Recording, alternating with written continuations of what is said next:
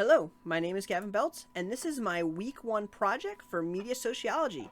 Today, I'm going to go over 3 different advertisement campaigns and talk about how they use and execute their neuromarketing strategies.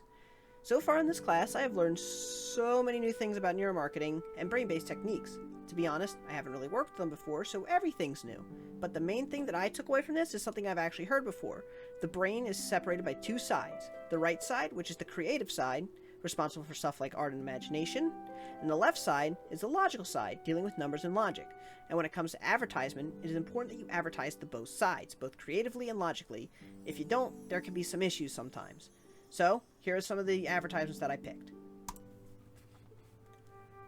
The first advertisement that I am using are all the Tide Pod commercials from the 2018 Super Bowl ad spots. I chose all of them because they all use the same method, and that method is familiarity. I'm sure most people are familiar with the Old Spice advertisements. The man your man could smell like. Sorry, I'm not that good at impressions, but I try. Anyway, I digress. It was a virtual sensation, and most people know that when they see Isaiah Mustafa in his usual getup with no shirt, typically means that it's an Old Spice commercial. Now, that will instantly grab people's attention because all the commercials with him in it have gone viral from all the randomness that happened in it. From the basketball becoming soap and just so many different things.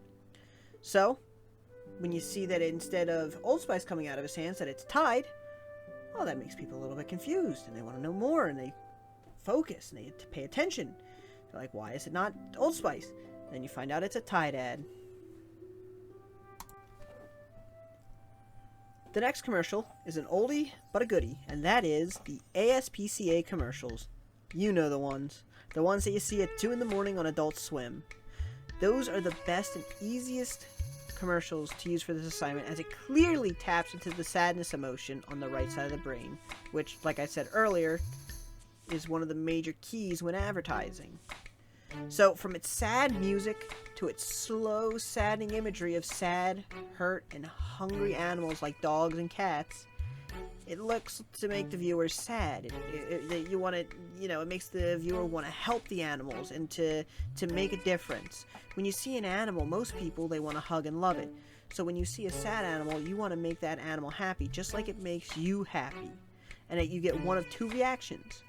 Either you change the channel so you don't have to watch it, or the consumer donates because they want to make a difference and help an animal in need. The final one, which is an oldie from 2012, but one of my personal favorites, is the original Dollar Shave Club commercial.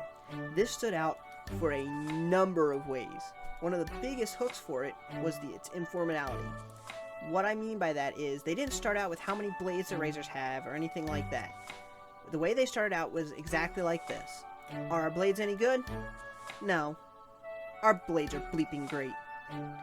In the commercial, you didn't hear that back in 2012. It had comedy, and it had just this difference that not all commercials were using. It threw all the typical stereotypes about a commercial and threw them out the door.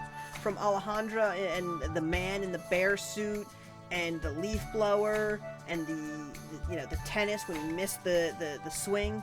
There were so many different things happening you couldn't keep up, just like with the Old Spice commercial. And that's honestly where I think either, the Old Spice commercial got its, roots from, or vice versa. Your brain can't find a break to feel comfort and be able to take your eyes away. It's just fixated on that randomness, and because something's always happening. And everything is unique. Hello, my name is Gavin Beltz, and this is my Week 1 project for media sociology. Today, I'm going to go over 3 different advertisement campaigns and talk about how they use and execute their neuromarketing strategies. So far in this class, I have learned so many new things about neuromarketing and brain-based techniques. To be honest, I haven't really worked with them before, so everything's new. But the main thing that I took away from this is something I've actually heard before. The brain is separated by 2 sides. The right side, which is the creative side, responsible for stuff like art and imagination, and the left side is the logical side, dealing with numbers and logic. And when it comes to advertisement, it is important that you advertise to both sides, both creatively and logically. If you don't, there can be some issues sometimes.